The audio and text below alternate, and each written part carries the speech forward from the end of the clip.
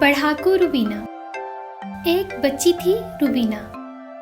उसे किताबें पढ़ना बिल्कुल भी पसंद नहीं था, मगर उसके अम्मी अब्बू को किताबें पढ़ने और जमा करने का बहुत शौक था। जब भी रूबीना को कहानी पढ़ने के लिए कहा जाता तो वो जोर से पांव फर्श पर मारती और चिल्लाती, नहीं नहीं, मैं कोई कहानी नहीं पढ़ना चाहती। रूबीना का पालतू कुत्ता भी किताबों से बहुत नफरत करता था। उसका नाम था डब्बू। हुआ ये कि एक मोटी और भारी भरकम किताब उसकी दुम पर आ गिरी। वो बहुत डर गया और किताबों से दूर भागने लगा। एक दिन सुबह सवेरे रूबीना किचन में नाश्ता बनाने गई। रास्ते में किताबें ही किताबें थीं। आओ डब्बू, तुम भी नाश्ता कर लो। रूबीना को अचानक डब्बू का ख्याल आया, पर डब्बू था कि कहीं ये नजर ही ना आया। रूबीना भागकर खाने के कमरे में गई तो डब्बू किताबों के सबसे बड़े और ऊंचे ढेर पर बैठा था। डब्बू, मैं आ रही हूँ। अब रूबीना किताबों के ढेर पर चढ़ने लगी, मगर आम काग से जिल्दों की किताबों पर से उसका पांव फिसल गया। धड़म, सारी किताबें गिर गईं और सफ़े फट गए। किताबों के सफ़ों से मुख्तलिफ जानवर फर्श पर लेटने लगे। वो सब इधर उधर दौड़ते फिर रहे थे।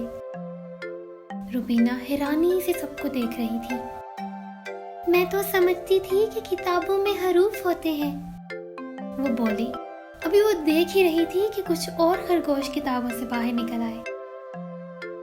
अब वो इस कमरे को पहचान नहीं सकती थी। तमाम जानवर उधम मचा रहे थे। रुको! रूबीना गुस्से से चिल्लाई, वापस जाओ! मगर इस शोर में किसी ने रूबीना की आवाज ना सुनी। उफ! ये सब क्या हो रहा है? रूबीना परेशान थी और वो नहीं जानती थी कि कौन कहां से आया था, क्योंकि उसने कभी कोई कहानी नहीं पढ़ी थी। अचानक रूबीना को ख्याल आया और उसने कहानी पढ़नी शुरू की। एक दफा का जिक्र है, किसी मुल्क में सब जानवरों ने उछलना बंद कर दिया। अब वो आहिस्ता आहिस्ता रूबीना के करीब आने लगे। वो सब खामोशी से कहानी सुन रहे थे कि अचानक रूबीना ने दूसरा सफा पलटा तो बंदर उछलने लगे और छलांगे लगाते हुए किताब के अंदर जा गिरे और गायब हो गए। रूबीना ये देखकर हैरान हुई, लेकिन वो कहानी पढ़ती रही और जानवर एक एक करके गायब होने लगे। आखिर में एक प्यारा सा खरगोश बच गया। रूबीना ने सोचा वो उसे यहीं रख ले, मगर वो भी अपने घर जाना चाहता था। तो रूबीना ने आखिरी कहानी पढ़ी और वो खरगोश इस कहानी में जा बैठा। सिर्फ कमरे में ही नहीं, बल्कि पूरे घर में खामोशी थी। मैं अब इनमें से किसी को दोबारा नहीं देख पाऊंगी, रूबीना ने सर झुकाकर आहिस्ता से बोला।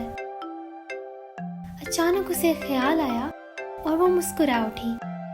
इतने में दरवाजा खुला और रूबीना के अम्मी अब्बू अंदर दाखिल हुए। दोनों को अपनी आंखों पे यकीन ना आया। अरे बच्चों, इसलिए नहीं कि वहाँ किताबें बिखरी पड़ी थीं, बल्कि इसलिए कि रूबीना उस रोज पहली बार बड़े ध्यान से किताब पढ़ रही थी।